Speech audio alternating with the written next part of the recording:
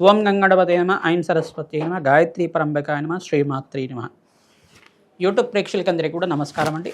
నేను పాలపర్తి గురునాశర్మ, జ్యోతిష్యం వాస్తు సిద్ధాంతాన్ని మీకంతా కూడా ఈ రోజున చెప్పుకోవే విషయం అంతా కూడా మనం ఏంటిదంటే అప్పుల బాధల నుంచి బయటపడాలంటే ఎటువంటి పరిష్కారం ఆచరించాలి. మేషాది ద్వాదశ రాశుల వాళ్ళు ప్రధానంగా మీకంతా కూడా రుణ బాధల నుంచి బయటపడడానికి, అప్పుల బాధల నుంచి బయటపడడానికి ఎటువంటి పరిష్కారం ఆచరించాలి, ఏ గ్రహం అంతా కూడా అప్పుల బాధలకి కారణమవుతుంది అంతా కూడా విశ్లేషణ చేయడం జరుగుతుంది.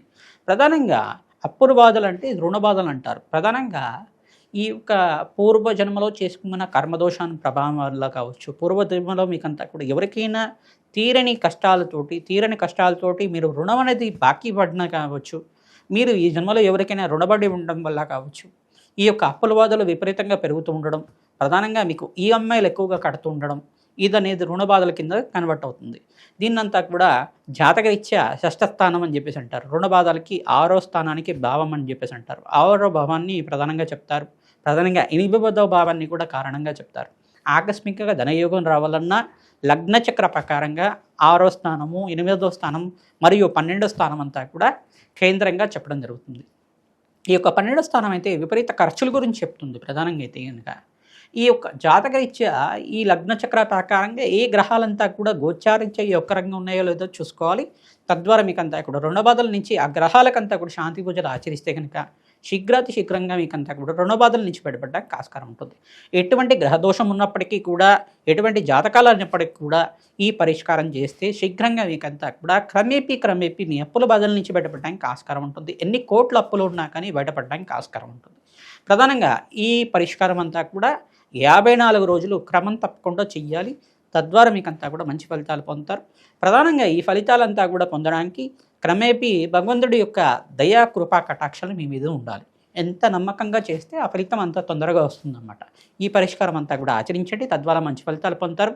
ప్రధానంగా మేము చెప్పే పరిష్కారం అంతా కూడా మంచి గ్రంథాలతోటి మేమంతా కూడా విశ్లేషణ చేసుకొని పరిశోధన చేసి అంతా కూడా చెప్తున్నాం కావున ఖచ్చితమైన ఫలితాలు రావడానికి ఆస్కారం ఉంటుంది. అమ్మవారి దయ వల్ల మీ యొక్క కష్టాలు, ఆర్థిక ఇబ్బందులు, ఎన్ని కోట్ల అప్పులు ఉన్నా కానీ శీఘ్రంగా తీరడానికి ఆస్కారం ఉంటుంది. సింహలగ్న జాతకులు, మీ జాతకంలో కనుక అప్పుల బాధలు ఎక్కువగా ఉంటే, రుణ బాధలు ఎక్కువగా ఉంటే ఏ గ్రహం కారణమవుతుంది, ఆ గ్రహాలకంతా కూడా శాంతి పూజలు ఏ రకంగా ఆచరించాలి, శీఘ్ర ఫలితాలతోటి అప్పుల బాధల నుంచి బయటపడడానికి ఎటువంటి శాంతి పూజలు ఆచరించాలి అనేది విశ్లేషణ చేస్తున్నాం. ప్రధానంగా సింహరాశి, సింహలగ్న జాతకులు మీరంతా కూడా అంగారకుడు ఏ స్థానంలో ఉన్నారో చూసుకోవాలి. అంగారకుడు నీచ స్థానంలో సంచారం చేస్తే కనుక మీకు అప్పుల బాధలు విపరీతంగా ఉంటాయి. ఎంత సంపాదించినప్పటికీ కూడా ఈ అప్పుల బాధ నుంచి బయటపడడానికి మార్గం దొరకదు అన్నమాట. ఈఎంఐలు పెరుగుతూ ఉంటుంది. అప్పుల బాధలు అనేది మీకు తీరకుండా ఉంటుంది. ఈ కష్టాల నుంచి బయటపడడానికి ప్రతినిత్యం కూడా లక్ష్మీ కుబేర శాంతి హోమాది కార్యక్రమాలు ఆచరించుకోవడం, మహాలక్ష్మీదేవి మూలమంత్రానంతా కూడా వేద బ్రాహ్మణత్వంతో కొన్ని లక్షల జపాలు ఆచరించాలి. తద్వారా మీకు ఎంత అప్పు ఉందో అప్పుల బాధలు బట్టి దాన్ని బట్టి జప సంఖ్య అనేది ఉంటుంది.